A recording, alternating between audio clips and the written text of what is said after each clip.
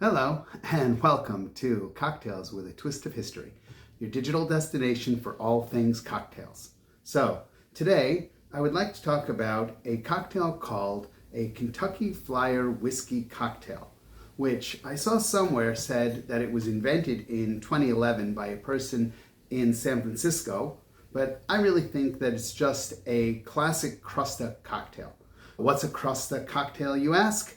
So, good question. Crusta is a category of cocktail, and really it was called that because if you see, it has a crust of sugar rim around it, and if you see that really interesting garnish of the lemon peel that's all the way around it as well, that's also a very interesting innovation for this cocktail. It was a cocktail that was created in the 1850s in New Orleans, which means it predates the Sazerac. The bartender's name was Joseph Santini, and it's talked about in the 1862 book by Jerry Thomas called How to Mix Drinks. He says, quote, like so many cocktails, its base alcohol was originally interchangeable, but the brandy Crusta became the most famous. What makes this different, like we said, was the elaborate garnish. First, it needs that long strip of lemon. I've seen some places use orange. I don't think that's correct. Lemon is really the way that it would go, as well as a lemon, very thin piece of lemon that's put inside.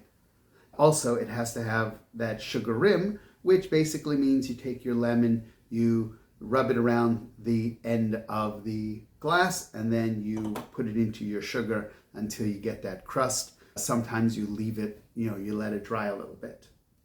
Jerry Thomas actually says you pare a half a lemon the same as you would an apple.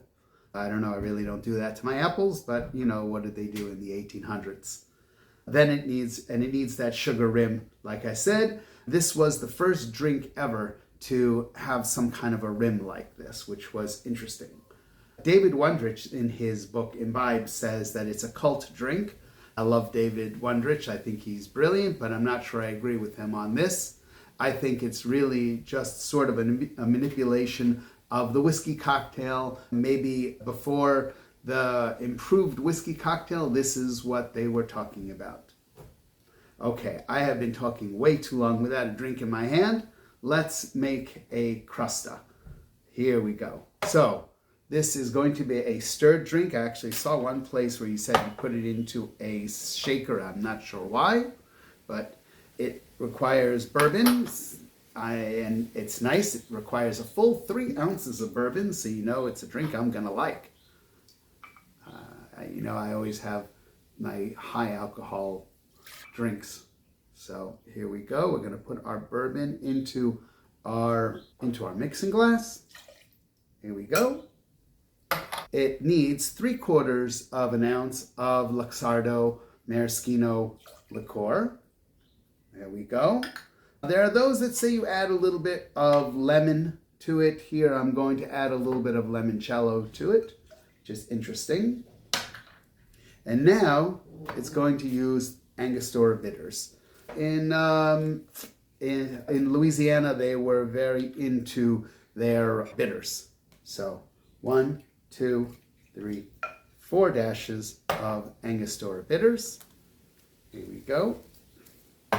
And now we are going to put our ice, and like I always say, make sure you add a lot of ice to your cocktail. This one is not served with any ice, so we're going to make sure to put our ice in there.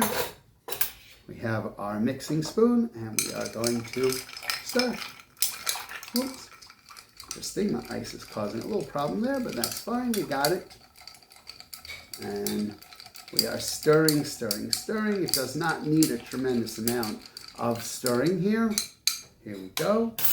We have a Hawthorne strainer, and we are going to pour it into our glass. Let's see how this works. I have a feeling that I'm going to have a little bit too much in here because I used a tiny glass. That's okay. Like I always say, don't leave it in the ice. Make sure you pour it out into something which is what I'm going to do right here. There we go. If you let it sit in the ice, what happens is it just gets diluted and it's not good. And here we go. We have a Crusta. Here we go. Let's try. That is really, really good. Definitely in the category of the old-fashioned and the improved whiskey cocktail and all of those. But really, really good. Yeah, not sure what the difference is, though, which would be interesting. But it's a good cocktail. And like I said, this Kentucky Flyer is really just based on the same cocktail as well. It's good either way. It's interesting. Luxardo actually has this listed on their website. They use rye whiskey instead of bourbon, okay. And they use a little bit of lemon juice, a half ounce of lemon juice as well, and 4 dashes of orange bitters. Fine. They also use a Luxardo cherry for the garnish, as you would expect Luxardo to tell you. And then, of course, they have to have that lemon twist and the sugar rim, which is what makes it a Crusta. Okay. The garnish for this cocktail was considered very important. That's really the signature of the cocktail, which means that I could be wrong in a previous episode where I talked about the improved whiskey cocktail and the old-fashioned, where I said it was Jerry Thomas that came up with the idea of the garnish. Maybe it was this and the Crusta, and that's where it came from. Jerry Thomas was still the one that created the cocktail as an experience rather than just a drink. And he also had that idea as it was a presentation that was important. But maybe it was this drink that created the garnish. Very interesting.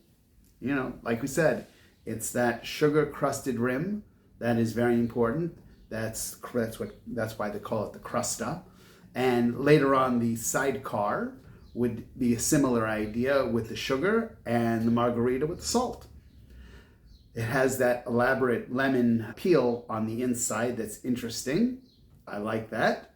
And like we said, some people include lemon juice in there as well.